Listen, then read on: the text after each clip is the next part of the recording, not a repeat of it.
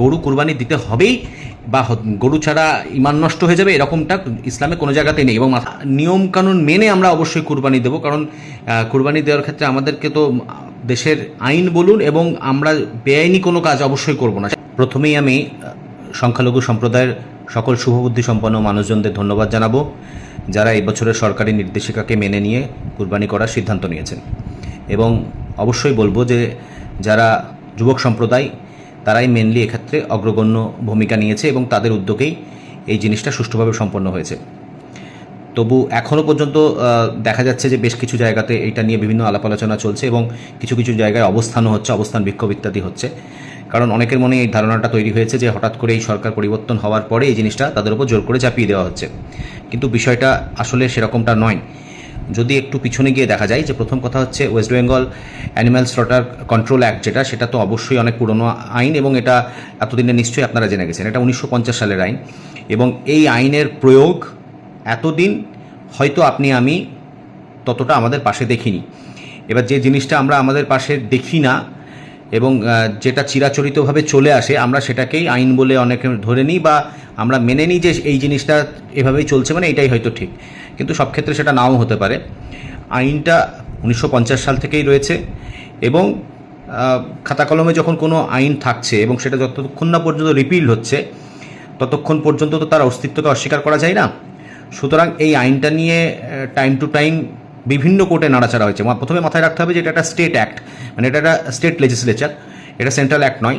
সুতরাং পশ্চিমবঙ্গে যখন এই আইনটা সৃষ্টি হয়েছিল তখন মেনলি এর অবজেক্ট যেটা ছিল যে প্রাণী সম্পদকে গুরুত্ব দেওয়া এবং তার পাশাপাশি দুধ, মেনলি দুধ, কারণ এখানে এই আইনে একটা শিডিউল করা আছে যে শিডিউলের মধ্যে যে যে প্রাণীগুলো অন্তর্ভুক্ত মেনলি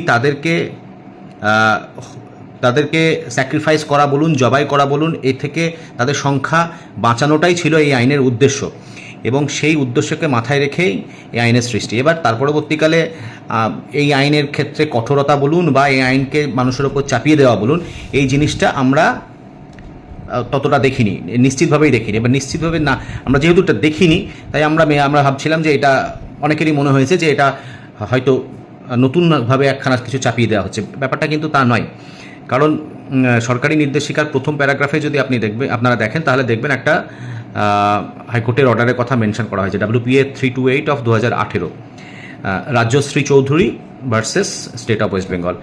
এটা 16/8/2018 অর্ডার। এবার এই অর্ডারটাতে কিন্তু আপনারা আর একটা অর্ডারের রেফারেন্স পাবেন যেটা কিনা 2017 অর্ডার। 2017 যে অর্ডারটা সেটা হচ্ছে জাস্টিস নিশিতা মাত্রে এবং জাস্টিস তপব্রত চক্রবর্তী সাহেবের ডিভিশন বেঞ্চে, তখন জাস্টিস নিশিতা মাত্রে ক্যালকাটা হাইকোর্টের অ্যাক্টিং চিফ জাস্টিস ছিলেন। এবার সেই অর্ডারেও কিন্তু এই West Bengal animal slaughter control অ্যাক্টকে তার প্রয়োগের ক্ষেত্রে নির্দেশিকা জারির জন্য সরকারকে বলা হয়েছিল, মানে সেই অর্ডারেও 2017 অর্ডার অ্যাকচুয়ালি এটা। কিন্তু 17 অর্ডারের প্রয়োগের ক্ষেত্রে সরকারের সেরকম কোনো সদিচ্ছা না দেখতে পাওয়ার দরুন মামলাকারী পুনরায় 2018 সালে আবার মামলা করে, মানে ওই একই রাজ্যশ্রী চৌধুরী তিনি আবার মামলা করেন এবং বলেন যে 17 আইন যে অর্ডারটা হাইকোর্টের ডিভিশন বেঞ্চের সেটা ইমপ্লিমেন্টেশনের জন্য আমি এই মামলাটা করছি। এবার 18তে এসে হাইকোর্ট পুনরায় যে অর্ডারটা দেয় সেই অর্ডারটাই কিন্তু নির্দেশিকা আকারে নোটিফিকেশনে আপনারা দেখেছেন, মানে হাইকোর্ট ওখানটাতে ABCD করে এইগুলো ভাগ করে দেয় যে গরু মোষ এই ধরনের ক্ষেত্রে এই ধরনের পশুগুলোকে যদি আপনি জবাই করতে চান তাহলে সেক্ষেত্রে আপনার জয়েন্ট সার্টিফিকেট নেওয়ার প্রয়োজন আছে, সরকারি স্লটার হাউসেই হতে হবে ইত্যাদিতে যে আপনারা ওখানটাতে নির্দেশিকাগুলোকে স্টেপ বাই স্টেপ পাচ্ছেন সেটা কিন্তু এই অর্ডার থেকেই কোট করা এবং এটা 2018 আগস্টের অর্ডার, 16 আগস্টের অর্ডার। এবার তারপরে কি হয়, তারপরে তার এক সপ্তাহ পরে 21 আগস্ট পশ্চিমবঙ্গ সরকারের তরফে ক্যালকাটা হাইকোর্টে একটা রিভিউ পিটিশন ফাইল করা হয়। সেই রিভিউ পিটিশনে হাইকোর্ট বলে যে এই অর্ডারটা একটা এমন সময় হয়েছে যখন কুরবানিটা মানে ঈদুল আজহাটা তার খুব কম দিন, মানে 13-14 দিন পরেই ছিল সেই বছরে 2018 সালে। তো এর মধ্যে যেভাবে হাইকোর্ট এটাকে ইমপ্লিমেন্ট করাতে চাইছে স্টেট গভর্নমেন্টকে দিয়ে, সেইটা ইমপ্লিমেন্ট করা এই শর্ট স্প্যানের মধ্যে সম্ভব নয়। সেই জন্য high court state of West Bengal সেই বছর হাইকোর্টের কাছে একটা রিভিউ পিটিশন ফাইল করে বলে যে এটা 2018 জন্য এক্সামশন আমাদেরকে দেওয়া হোক। অর্থাৎ কিনা এই অর্ডার যেটা 16/8/2018 হয়েছিল, যে অর্ডারে এই স্টেপ বাই স্টেপ নির্দেশিকাগুলো দেওয়া ছিল এবং রাজ্যকে বলা হয়েছিল যে তুমি এটা পাবলিশ করো এবং মানুষকে সতর্ক করো যে কুরবানির ক্ষেত্রে এই নিয়মগুলো মানতে হবে, সেইটা ইমপ্লিমেন্ট করার ক্ষেত্রে রাজ্য সরকার সেই বছরে কিছু অসুবিধার সম্মুখীন হওয়ায় তারা একটা রিভিউ পিটিশন করে। সেই রিভিউ পিটিশনে হাইকোর্ট খুব অবাক হয়, কারণ হচ্ছে হাইকোর্টের অর্ডারের যে ভাষা সেটা যদি আমরা দেখি তাহলে দেখতে পাবো যে হাইকোর্ট খুব অবাক হয় যে 1950 সালের আইন, অথচ তার বলবৎকরণের ক্ষেত্রে রাজ্য সরকার এত অসুবিধার সম্মুখীন কেন হবে। তবুও কিন্তু হাইকোর্ট সেই বছরের জন্য সেটাকে একটা ছাড় দেয় 2018 ক্ষেত্রে, কিন্তু বলে যে পরবর্তী বছরগুলো থেকে এটা অন্ততপক্ষে 1 মাস আগে এটা তোমাকে ইমপ্লিমেন্ট করতে হবে, এবং বাংলা, হিন্দি, উর্দু, ইংরেজি প্রত্যেকটা ভাষার নিউজ পেপার দরকার হলে তুমি পাবলিশ করবে, বা সেই প্রত্যেকটা ভাষাতে তোমাকে এই নির্দেশিকাটা পাবলিশ করে জনমানুষের আনতে হবে।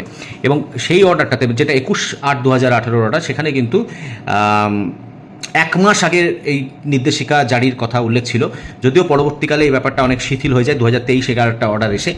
সুতরাং এইটা যেখানে কিন্তু প্রথম এইবারেই হচ্ছে এরকমটা নয়, একেবারেই এটা আগে থেকেই ছিল। এবার মাথায় রাখবেন যে কোনো জায়গাতেই কিন্তু গরু কুরবানি দেওয়া যাবে না, এইটা না আইনে আছে, ওয়েস্ট বেঙ্গল অ্যানিমাল স্লটার অ্যাক্টের না আছে, না কি হাইকোর্টের অর্ডার আছে। মানে আইনেও নেই গরু কুরবানি দেওয়া যাবে না, এটা আইনেও নেই, আবার হাইকোর্টের অর্ডারেও নেই।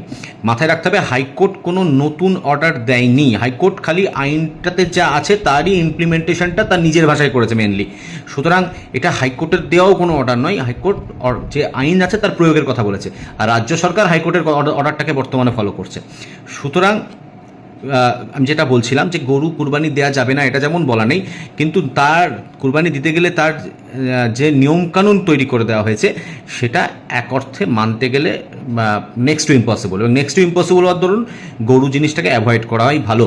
তার কারণ হচ্ছে এমনিতেও গরুর যে বয়স হয়ে যাওয়ার পরে কুরবানি দেওয়ার কথা বলা হচ্ছে, বা তার যদি সে ইনক্যাপাসিটেড হয়ে যায় বা সে খামজখম হয়ে যায়, এরকম যদি হয় তবেই তাকে স্যাক্রিফাইস করা যেতে পারে, এরকমটা এই যে আইন এবং তার পরবর্তীতে হাইকোর্টের অর্ডার বলছে, সেটা কিন্তু পারতপক্ষে কুরবানির জন্য উপযুক্ত গরু হবে না। সেটা যারা এই ব্যাপারে আরও এক্সপার্ট তারা আরও ভালোভাবে বলতে পারবে, কিন্তু আমাদের আন্ডারস্ট্যান্ডিংয়ে কোনো মতোই হবে না। সুতরাং সেটাকে অ্যাভয়েড করাই ভালো। এটাকে অ্যাভয়েড করে যদি অনেক সংঘাত এড়ানো সম্ভব হয় তাহলে এটাকে অ্যাভয়েড করাটাই হচ্ছে উপযুক্ত, কারণ গরু কুরবানি দিতে হবেই, বা গরু ছাড়া ইমান নষ্ট হয়ে যাবে এরকমটা ইসলামে কোনো জায়গাতেই নেই। এবং মাথায় রাখতে হবে 21/8/2018 অর্ডারে, যেটা ওই রিভিউয়ের অর্ডারটা, সেখানেও কিন্তু হাইকোর্টের ডিভিশন বেঞ্চ জাস্টিস জ্যোতির্ময় ভট্টাচার্য এবং জাস্টিস অরিজিৎ ব্যানার্জি সাহেবের ডিভিশন বেঞ্চ কিন্তু স্পেসিফিক্যালি একটা সুপ্রিম কোর্টের অর্ডারকে কোট করেছে, হানিম মোহাম্মদ বলে একটা অর্ডারকে কোট করে সেখানেও বলেছে সুপ্রিম কোর্টের অবজারভেশন যে ইসলামে কুরবানির ক্ষেত্রে গরু স্যাক্রিফাইস করতেই হবে এরকম কোনো রিচুয়ালস নেই, বাধ্যবাধকতা নেই, এবং এটাই অ্যাকচুয়াল ঘটনা। সুতরাং গরুটা কুরবানি দেওয়ার ক্ষেত্রে মানুষের কাছে সাশ্রয়কারী হয়, এবং যারা নিম্ন মধ্যবিত্ত তাদের জন্য অনেক বেশি অর্থকরী হয় বলে তারা দেয়। কিন্তু এখন এই পরিস্থিতিতে বা নিয়মকানুন মেনে আমরা অবশ্যই কুরবানি দেবো, কারণ কুরবানি দেওয়ার ক্ষেত্রে আমাদেরকে তো দেশের আইন বলুন, এবং আমরা বেআইনি কোনো কাজ অবশ্যই করব না, সেটাকে তো অবশ্যই অ্যাভয়েড করব। সুতরাং সেই জিনিসগুলো আমাদেরকে মাথায় রাখবো।